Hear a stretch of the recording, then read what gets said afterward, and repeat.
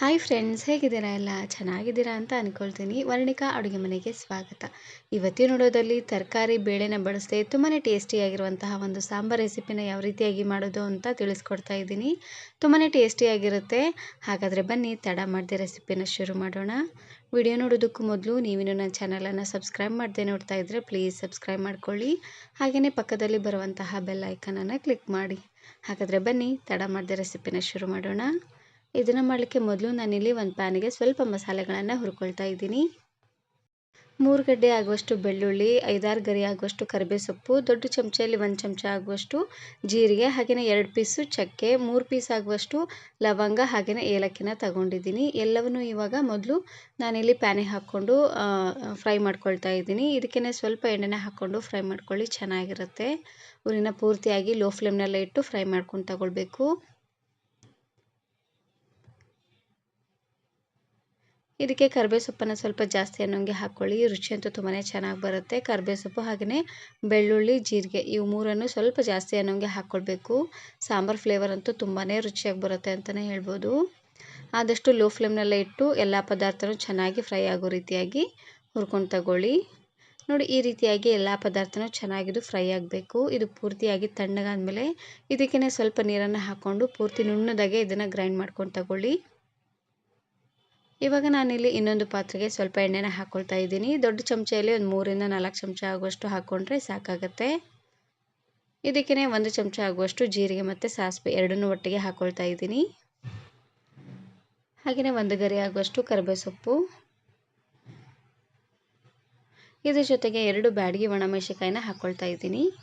ಇವಾಗ ಜೀರಿಗೆ ಸಾಸಿವೆ ಎಲ್ಲ ಚೆನ್ನಾಗಿ ಸಿಡಿದು ಒಣಮೆಣಸಿನಕಾಯಿ ಹಾಗೆಯೇ ಕರಿಬೇವು ಸೊಪ್ಪು ಎಣ್ಣೆಲೆ ಚೆನ್ನಾಗಿ ಫ್ರೈ ಆಗಬೇಕು. ನೋಡಿ, ಅಲ್ಲಿವರೆಗೂ ಉರಿನ ಪೂರ್ತಿಯಾಗಿ ಲೋ ಫ್ಲೇಮ್ನಲ್ಲೇ ಇಟ್ಟು ಫ್ರೈ ಮಾಡ್ಕೊಂಡು ತಗೊಳ್ಳಿ.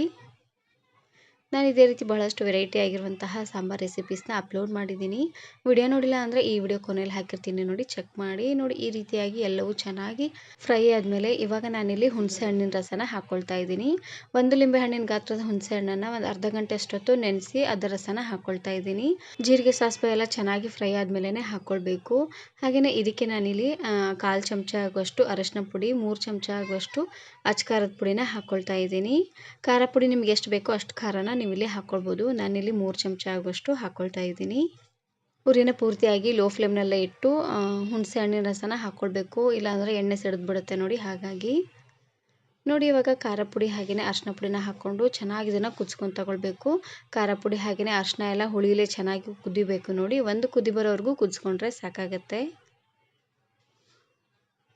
ಯಾವಾಗಲೂ ಒಂದೇ ರೀತಿ ತರಕಾರಿ ಸಾರು, ಬೇಳೆ ಸಾರು ಎಲ್ಲ ತಿಂದು ಬೇಜಾರಾಗಿದ್ದರೆ ಒಂದು ಸಾತಿ ಈ ಸಾಂಬಾರನ್ನು ಮಾಡ್ಕೊಳ್ಳಿ, ಸಖತ್ ರುಚಿಯಾಗಿರುತ್ತೆ. ನೋಡಿ, ಈ ರೀತಿಯಾಗಿ ಇದು ಚೆನ್ನಾಗಿ ಕುದಿ ಬಂದಾದಮೇಲೆ ಇವಾಗ ನಾನಿಲ್ಲಿ ಆವಾಗಲೇ ಹುರಿದು ರುಬ್ಬಿರುವಂತಹ ಮಸಾಲೆಗಳನ್ನು ಹಾಕ್ಕೊಳ್ತಾ ಇದ್ದೀನಿ. ಮಸಾಲೆನ ಆದಷ್ಟು ನುಣ್ಣದಾಗೆ ಇದನ್ನು ಗ್ರೈಂಡ್ ಮಾಡ್ಕೊಳ್ಬೇಕು. ಈ ರೀತಿಯಾಗಿ ಮಾಡೋದ್ರಿಂದ ರುಚಿ ಅಂತೂ ತುಂಬಾ ಚೆನ್ನಾಗಿ ಬರುತ್ತೆ. ಮಸಾಲೆನ ಹಾಕ್ಕೊಂಡು ಇದಕ್ಕೆ ನಾನಿಲ್ಲಿ ಸ್ವಲ್ಪ ಬೇಳೆ ಬೇಯಿಸಿರುವಂತಹ ನೀರನ್ನು ಹಾಕ್ಕೊಳ್ತಾ ಇದ್ದೀನಿ. ಬೇಳೆ ಹಾಗೆಯೇ ತರಕಾರಿ ಬೇಯಿಸಿರುವಂಥ ನೀರೇನಾದರೂ ಇದ್ದರೆ ಅದನ್ನು ಹಾಕ್ಕೊಳ್ಳಿ, ಇಲ್ಲಾಂದರೆ ಮನೇಲೆ ಹಾಗೆಯೇ ನೀರನ್ನು ಸಹ ಇದಕ್ಕೆ ಹಾಕ್ಕೊಳ್ಬೋದು, ಚೆನ್ನಾಗಿರುತ್ತೆ. ನಾನಿಲ್ಲಿ ಸ್ವಲ್ಪ ತೊಗರಿ ಬೇಳೆನ ಕುದಿಸ್ಕೊಂಡಿದ್ದೆ, ಕುದಿಸಿರುವಂತಹ ನೀರನ್ನು ಹಾಕ್ಕೊಳ್ತಾ ಇದ್ದೀನಿ. ಹಾಗೆಯೇ ಇದ್ರ ಜೊತೆಗೆ ಮಿಕ್ಸಿ ಜಾರಲ್ಲಿ ಸ್ವಲ್ಪ ಮಸಾಲೆ ಇತ್ತು ನೋಡಿ, ಅದಕ್ಕೆ ಇನ್ನು ಸ್ವಲ್ಪ ನೀರನ್ನು ಹಾಕ್ಕೊಳ್ತಾ ಇದ್ದೀನಿ. ಹಾಗೆಯೇ ಇದಕ್ಕೆ ನಾನಿಲ್ಲಿ ರುಚಿಗೆ ತಕ್ಕಷ್ಟು ಉಪ್ಪನ್ನು ಹಾಕ್ಕೊಳ್ತಾ ಇದ್ದೀನಿ. ಉಪ್ಪನ್ನು ನೋಡಿ ಹಾಕ್ಕೊಳ್ಳಿ, ಆಮೇಲೆ ಬೇಕಿದ್ರೂ ಹಾಕ್ಕೊಳ್ಳಿಕ್ಕೆ ನಡೆಯುತ್ತೆ. ಎಲ್ಲವನ್ನು ಹಾಕ್ಕೊಂಡಾದ್ಮೇಲೆ ಇನ್ನು ಸ್ವಲ್ಪ ಇದಕ್ಕೆ ನೀರನ್ನು ಹಾಕ್ಕೊಂಡು ಕುದಿಸ್ಕೊಳ್ತಾ ಇದ್ದೀನಿ. ಇದು ಎಷ್ಟು ಚೆನ್ನಾಗಿ ಕುದಿಸ್ತೀರ ನೋಡಿ, ಅಷ್ಟೇ ರುಚಿಯಾಗಿ ಬರುತ್ತೆ ಅಂತಲೇ ಹೇಳ್ಬೋದು. ಉರಿನ ಪೂರ್ತಿಯಾಗಿ ಲೋ ಫ್ಲೇಮ್ನಲ್ಲೇ ಇಟ್ಟು ಚೆನ್ನಾಗಿ ಇದನ್ನು ಕುದಿಸ್ಕೊಂಡು ತಗೊಳ್ಳಿ. ಏನಿಲ್ಲ ಅಂದರೆ ಒಂದು 20 ನಿಮಿಷ ಆದರೂ ಚೆನ್ನಾಗಿ ಇದನ್ನು ಕುದಿಸ್ಕೊಳ್ಬೇಕು. ತುಂಬಾ ಟೇಸ್ಟಿಯಾಗಿರುತ್ತೆ, ಹುಳಿ ಹುಳಿಯಾಗಿ, ಖಾರವಾಗಿ. ಇವಾಗ ನೋಡ್ತಾ ಇರ್ಬೋದು ಚೆನ್ನಾಗಿ ಕುದಿ ಬರ್ತಾ ಇದೆ. ಕುದಿ ಬರುವಂಥ ಟೈಮಲ್ಲಿ ರುಚಿ ನೋಡಿ, ಉಪ್ಪು ಹುಳಿ ಏನಾದರೂ ಕಡಿಮೆ ಅಂತ ಅನಿಸಿದ್ರೆ ಇನ್ನು ಸ್ವಲ್ಪ ಉಪ್ಪು ಹುಳಿನ ಹಾಕ್ಕೊಂಡು ಚೆನ್ನಾಗಿ ಇದನ್ನು ಕುದಿಸ್ಕೊಳ್ಳಿ. ಒಂದು ಸಾರ್ತಿ ಈ ಸಾಂಬಾರನ್ನು ಮಾಡ್ಕೊಳ್ಳಿ, ಎಲ್ಲರೂ ಇಷ್ಟಪಟ್ಟು ತಿಂತಾರೆ ಅಂತಲೇ ಹೇಳ್ಬೋದು, ಅಷ್ಟು ರುಚಿಯಾಗಿರುತ್ತೆ. 1 ದಿನ 2 ದಿನವರೆಗೂ ಇಟ್ಟರು ಚೆನ್ನಾಗಿರುತ್ತೆ, ಸ್ವಲ್ಪನೂ ಕೆಡೋದಿಲ್ಲ. ಈ ವಿಡಿಯೋ ಇಷ್ಟ ಆದರೆ ಈಗಲೇ ಒಂದು ಲೈಕ್ ಬಟನನ್ನು ಕ್ಲಿಕ್ ಮಾಡಿ, ಫ್ರೆಂಡ್ಸ್ ಆ್ಯಂಡ್ ಫ್ಯಾಮಿಲಿ ಜೊತೆಗೆ ಶೇರ್ ಮಾಡಿ. ಹಾಗೆಯೇ ಮತ್ತಷ್ಟು ಹೊಸ ರೆಸಿಪಿಗಾಗಿ ವರ್ಣಿಕಾ ಅಡುಗೆ ಮನೆ ಯೂಟ್ಯೂಬ್ ಚಾನಲನ್ನು ತಪ್ಪದೇ ಸಬ್ಸ್ಕ್ರೈಬ್ ಮಾಡ್ಕೊಳ್ಳಿ. Thank you. Thanks for watching.